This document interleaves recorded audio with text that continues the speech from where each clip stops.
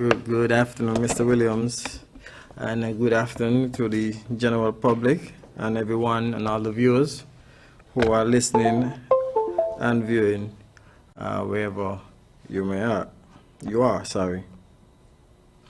Today I want to bring you another briefing, but before I begin, I just want to highlight that Miss Christmas Jacob, who does the hand signs, sign language, she's not with us today, not feeling well, and I wish Miss Jacob a speedy recovery, and hopefully she will join us again next week. And we also don't have with us Dr. Hazel Laws, who is off for today. So Dr. Laws, wherever you are highly missed. We have been getting a lot of queries in terms of persons completing the online forms and persons also having questions. And I want to highlight the help desk for individuals who may need to have their concerns addressed. So you can either go to the www.covid19.gov.kn website, or you can visit the www.knatravelform.kn. These two sites can provide you with some information regarding to entry and the health travel protocols into the Federation of St. Kitts and Nevis. There is also the health desk, and there are some numbers that you can call to get assistance with your health and travel protocols. Those numbers are 765-4880 or 765-4095. Again, I wish to repeat, 765-4880 or 765-4095. Again, we are asking persons that when they go to take their test, their RT-PCR test, it must be a reverse transcription polymerase chain reaction. So this is the test that is acceptable, and it must be done 72 hours prior to traveling to the Federation of St. Kitts and Nevis. We are seeing that a number of persons are now becoming more compliant, so they are able to get their flight into the Federation.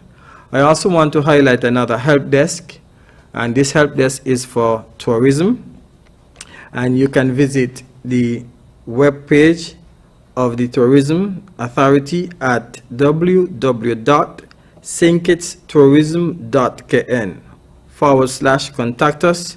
If you have any questions, any queries, you could always leave your information, complete the card that is there, leave the information, and you will get a response, or you have numbers that you can call in the event that you have any queries, in particular tourists.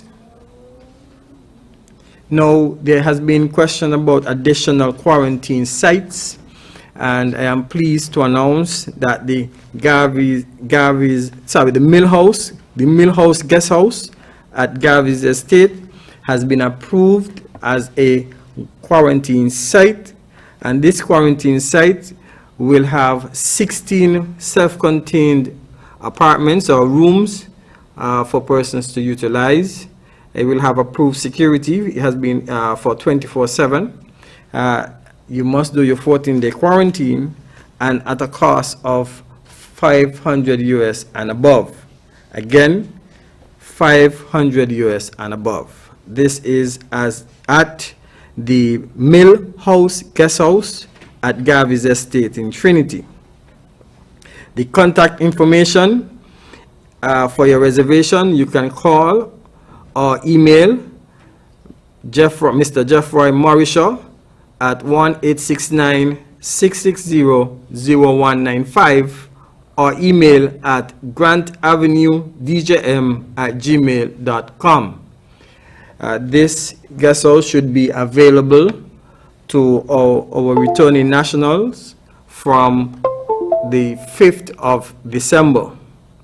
In addition to the Millhouse Guest House, we have also brought on board the Birdrock Apartment Complex, and as you see there, these are These are self-contained apartments, and there are 10 of them that have been approved.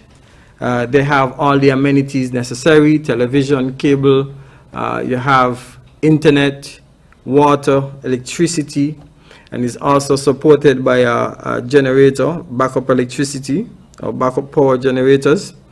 And also it comes at a reasonable cost of $500 US and above. For this Boardwalk apartment complex can be contacted at 1-869-760-7577, and they can be emailed at brapartmentcomplex@gmail.com. Again, brapartmentcomplex@gmail.com. They will be available for service from December the 12th.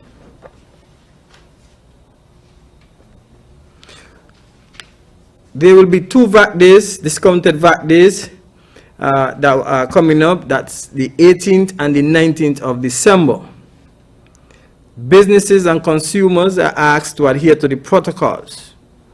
We have seen some business places that have already begun practicing these protocols, in particular the TDC group of companies, and we want to commend TDC for the adherence to the protocols and their partnership.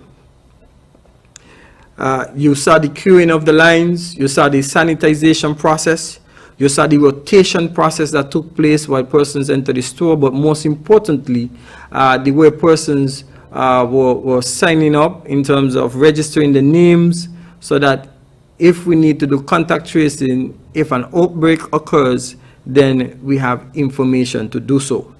I am appealing to the business places to follow suit and do same. If you need any assistance, please contact the National COVID-19 Task Force for any guidance. I am happy to announce that the hurricane season has officially ended as of the 30th of November. I'm also pleased to announce that the Federation of St. Kitts and Nevis was not affected in any way, shape, or form by any major hurricanes or storms.